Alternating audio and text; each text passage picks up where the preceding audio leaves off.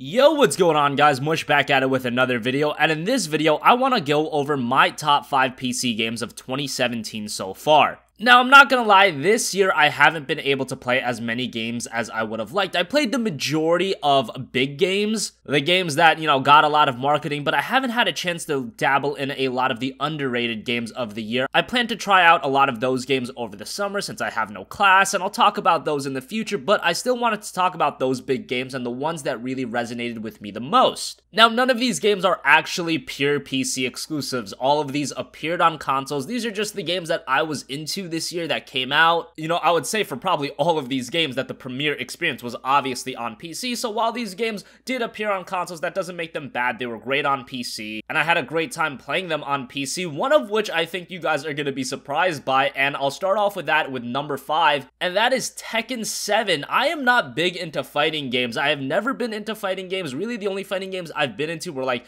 the anime fighting games, like the Dragon Ball and Naruto games, because they were button mashing and super easy. I played a little bit of Tekken back on the PS1, I think, but by God, I don't remember anything of it. I decided to check out Tekken 7 for some odd reason. I really liked the story, some of the trailers hooked me, and I have to say I really enjoyed my time with it. And I've played other fighters on PC. I played BlazBlue on PC, but I think Tekken has done fighting game on PC right. Not to say that it's this amazing experience, but it's a quality experience. The game runs really well, it's got a decent amount of options, controller support is perfect. Obviously, you don't want to be playing this game with a keyboard and mouse, but that goes without saying. Now, I'm not gonna lie and say that I'm suddenly gonna become an Evo champion. I'm pretty bad at the game, but I enjoyed my time with Tekken 7 a lot, and I really enjoyed the game's single-player mode. It was corny at times, a little bit too over the top for me, but comparatively speaking to a lot of other fighting game single-player experience, I really enjoyed Tekken 7's experience as a single-player game. The multiplayer obviously is really good. It's got some challenges where you scale up in fights and you can do that single-player as well. It's just a lot of fun. It's a game that I go back to repeatedly, just play a little bit here and there after beating the single-player story. Again, this isn't a game for me where I'm gonna go in and play the multiplayer and get super competitive and again become an Evo champion, but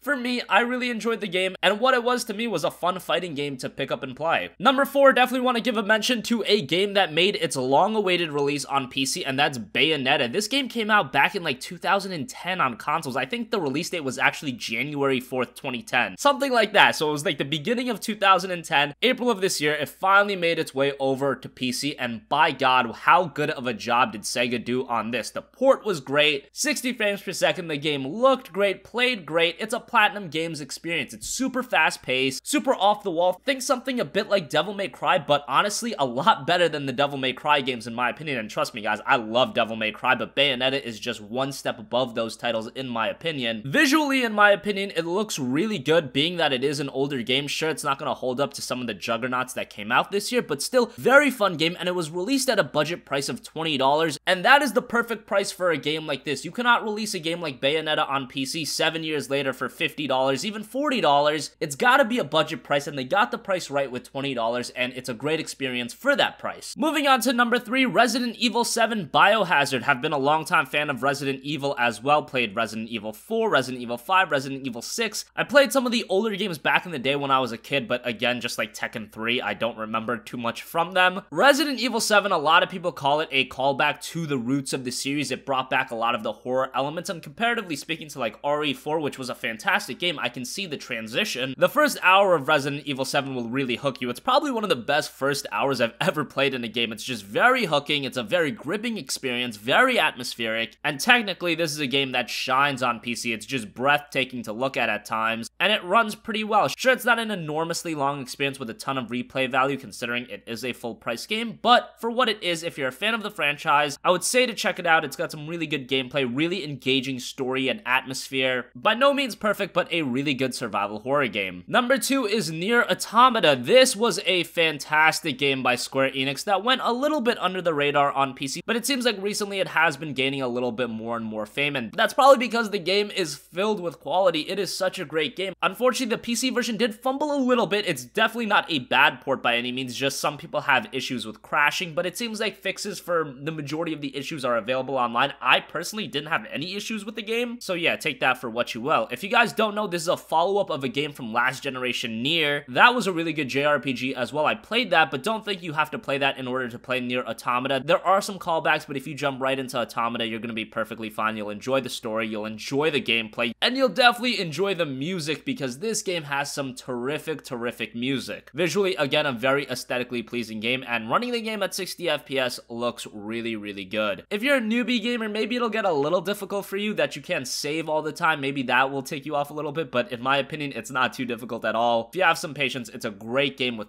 great gameplay, a lot of content, a really good story. This is a Japanese game, which I know some of you guys aren't fond of, but it's one that I think a Western audience could also enjoy. Has a great cast of character, and like I said, music is phenomenally great. Finally, number 1, this may surprise some of you guys. This came out of left field for me. I really didn't expect to enjoy this game as much as I did, and that is Prey. Before Prey came out, I actually made a video harping on it because the demo didn't come out on PC, and I was like, man, is this gonna be another game that's a poor port on PC? Thankfully, that wasn't the case. This game ran beautifully for me. 60 frames per second, 1440p, looked fantastic. And then you get to the game itself, and I think this game atmospherically was even better than Resident Evil 7. I was absorbed into the world of Prey and its characters and its story. Right off the bat, it bends your mind a lot and gets you really thinking about the story. It takes a lot of twists and turns, and I think that is the strongest element of Prey. The world, its story, its atmosphere makes it very engaging, but the gameplay is also very good. Some things did turn me off a little, like how fast the enemies were, but that is a minor complaint. Game is really good, and this is another game that's very content-filled. I wasn't expecting Prey to have a ton of content, but you can get a lot out of this game. You can spend around 20 hours doing everything in the game, and for a game like this, I really thought it was going to be an 8 to 12 hour experience, and then I'd be done with it. Thankfully, it's not, and like I said, really good version on PC. And a game that maybe for $60 it might turn you away, but with the Steam Summer Sale coming up, if it does drop to like $40, I would recommend checking it out. If it drops to $30, definitely at that price point, I think Prey is a perfect buy. I know it is hard for some of you guys to stomach a $60 purchase. That can be said for Tekken 7 as well. Same thing with Nier Automata, same thing with Resident Evil 7.